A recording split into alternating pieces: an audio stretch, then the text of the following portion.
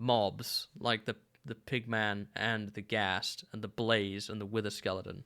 There was things going for it that you could expand upon in interesting ways. The end has basically none of that. Of course, it had quartz, right? It had nether quartz. There's nothing going for the end at the moment, other than just a structure that was added later that serves as a way of giving you wings and shulker boxes. And it's cool, but it's like it's a drop in the bucket. I would say it would probably take the better part of a year or two to completely reimagine the end in a way that could be interesting. I think too. I'm going to use the Black Mesa example again.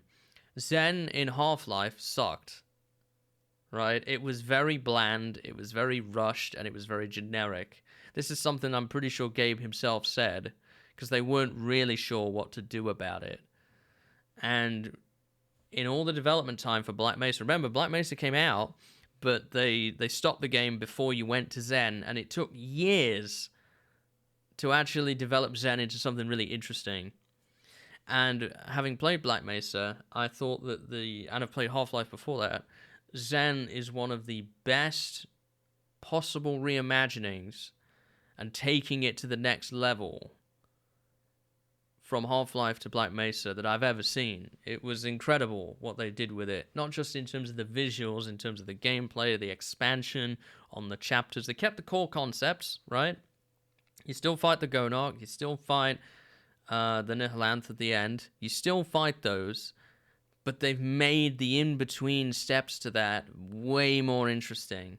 There's a lot more going on now, and I like that a lot. And that's something I think that will need to happen with the end here.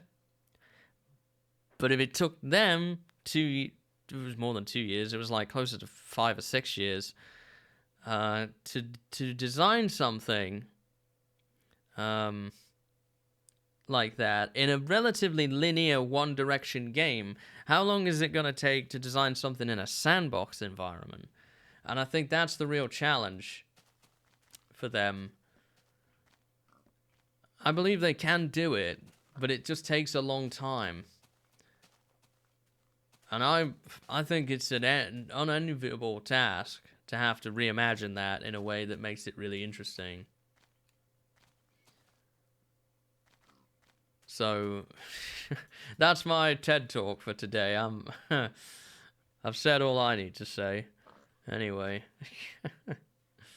Oh, jeez. I'm gonna need to make myself a water, I think. So with this, I think we're pretty much getting through all of these trees being cut down. I think what I want to talk about next is I want to discuss a little bit about the terrain and how we're going to overhaul this in the video. And then we need to go and do it. And then from there, once all the terrain is done, then we can focus on building the houses and the windmills and everything else. And the fields, and we can spend a little bit of time talking about that. I can say a lot more about how I've designed these houses. And how I've designed the windmills, then I've reshaped the terrain using the Axiom mod. You know, there's a lot more to say about that. Terrain is what it is. That's what I always find difficult about these videos, is like, how do I explain this in an interesting way when it's just easier to do it and then kind of talk about it. I don't know.